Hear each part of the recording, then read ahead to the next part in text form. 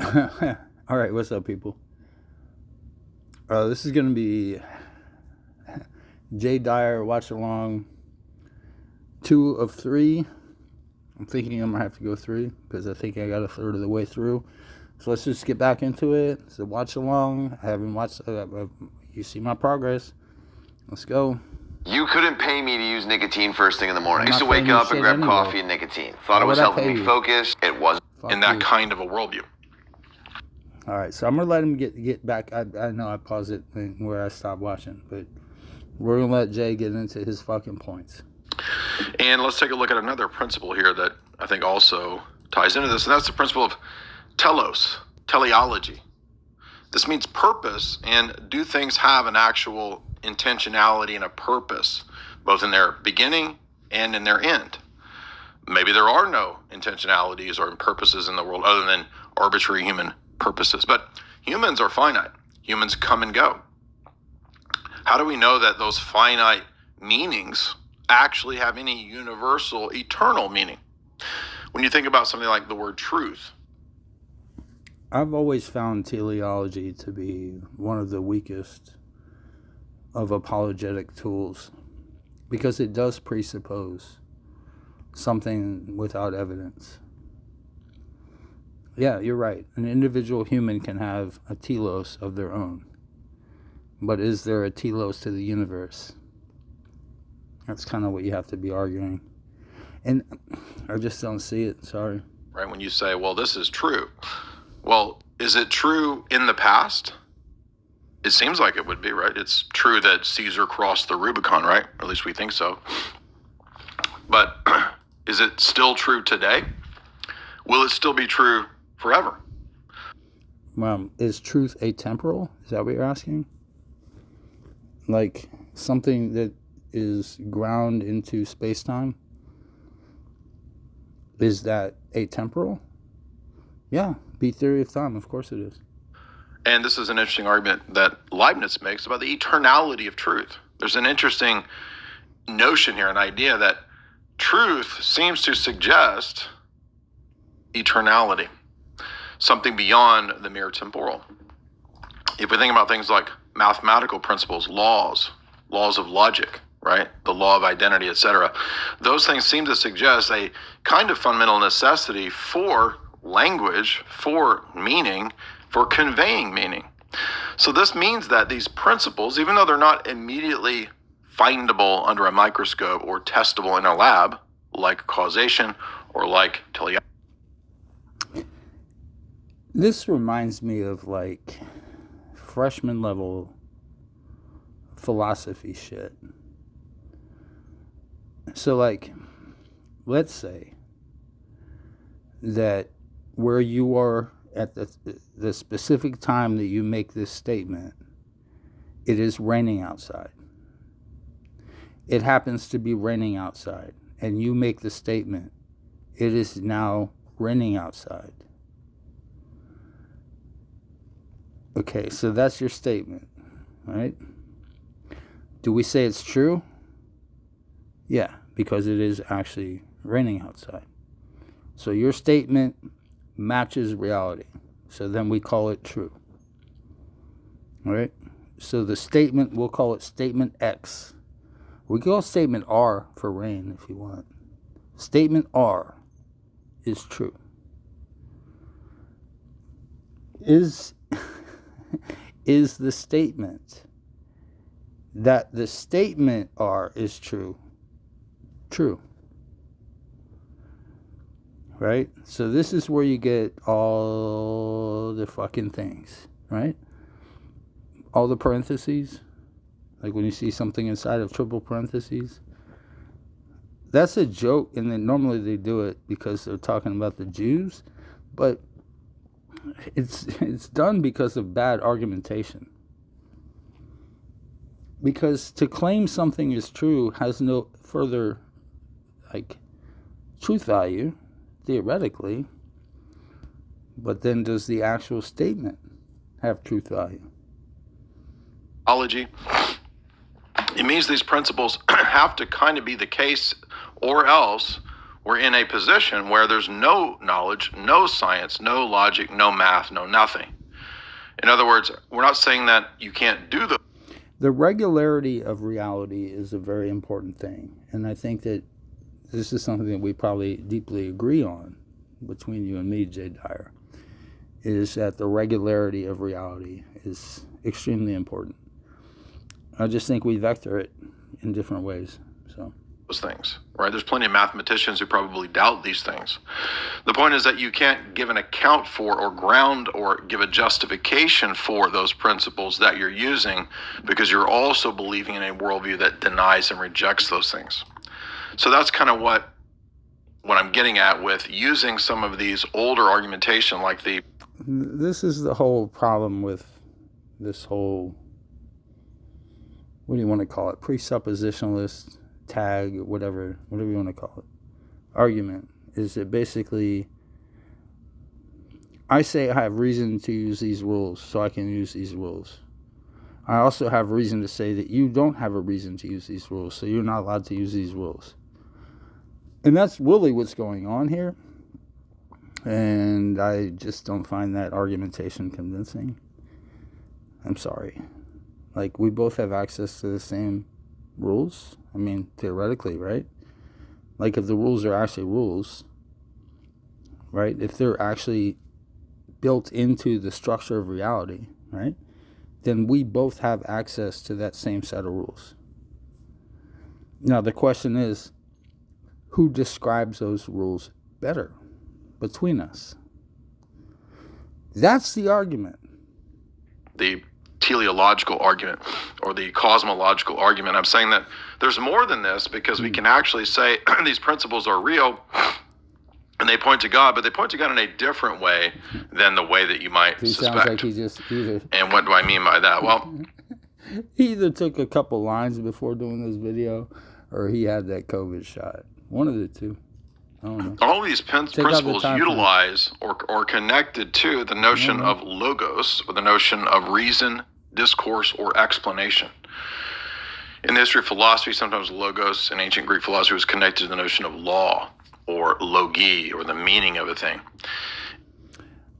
I think the word logos in the Greek is probably the most fecund, or fecund, however you want to say it, term in all of linguistics in any language in any culture.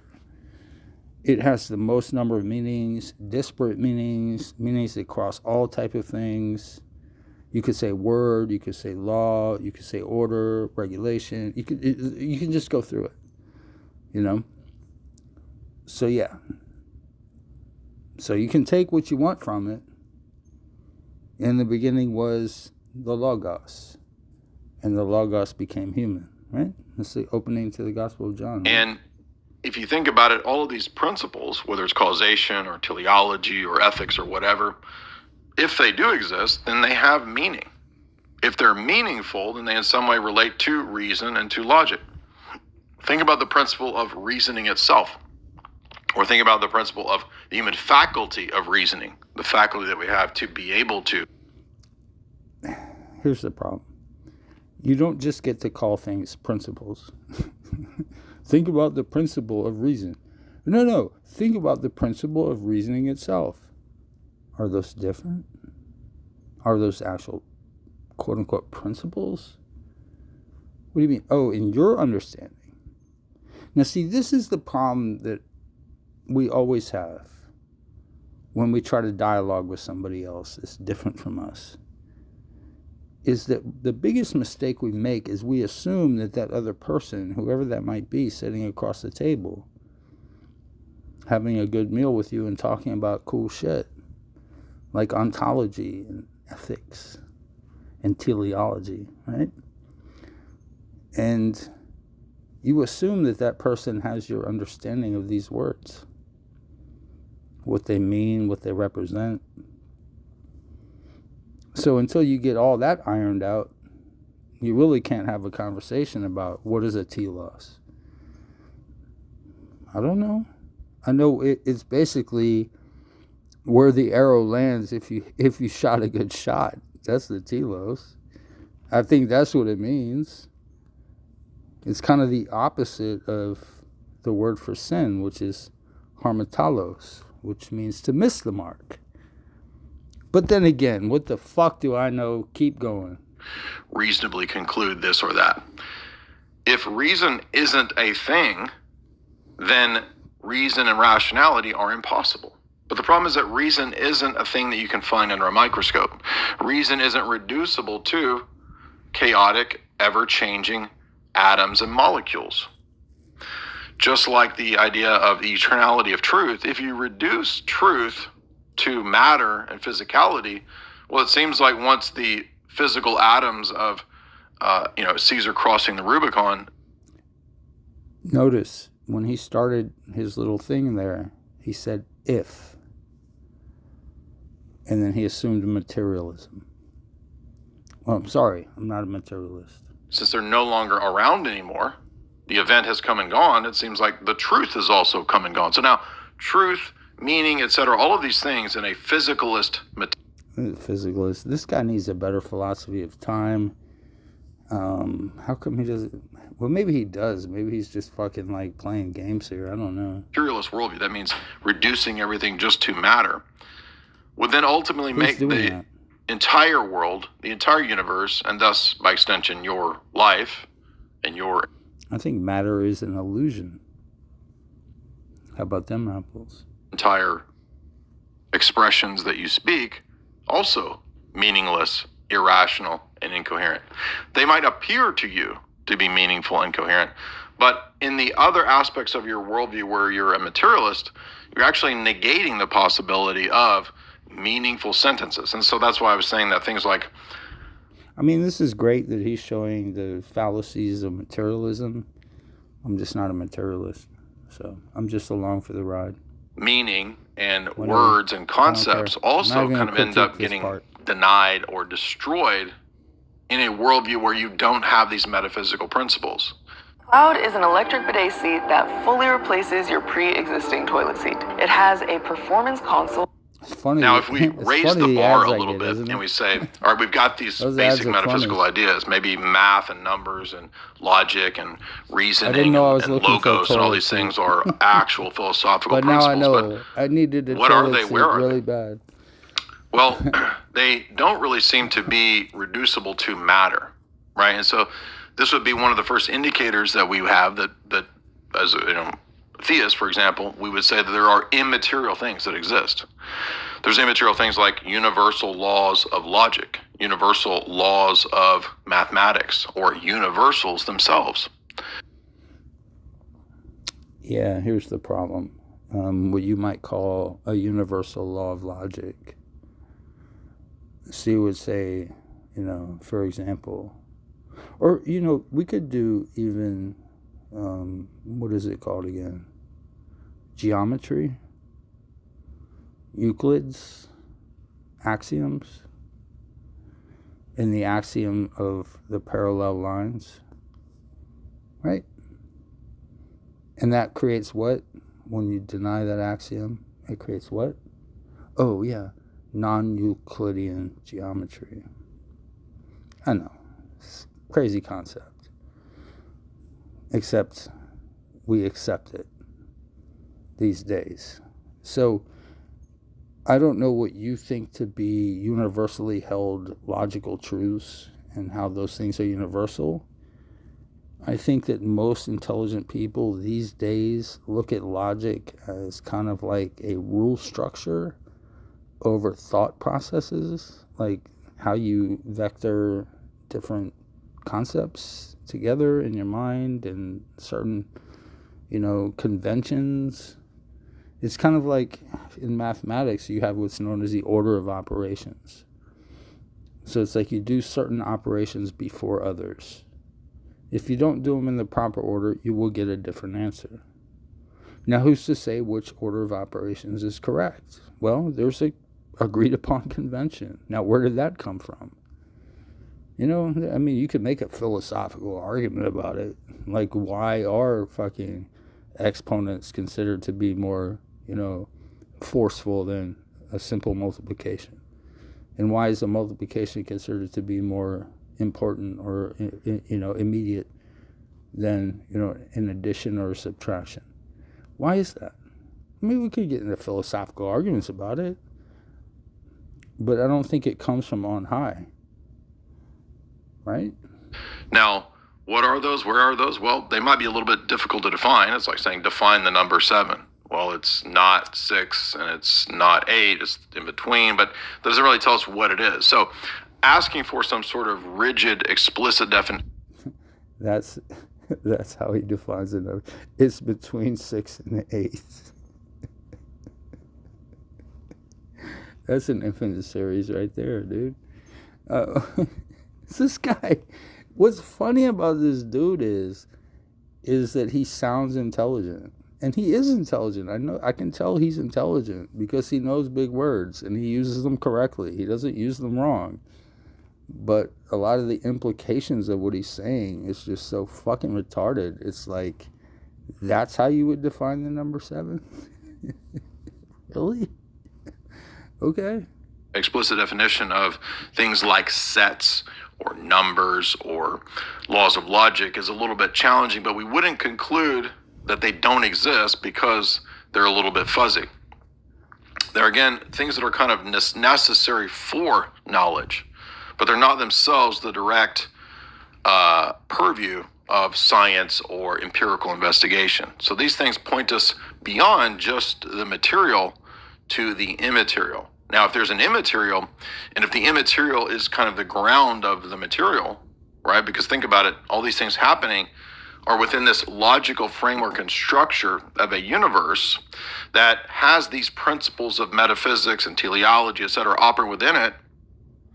But again, and I'm probably going to stop it here for part 2 because I think I'm going long. I'm critiquing this guy a little bit and a lot.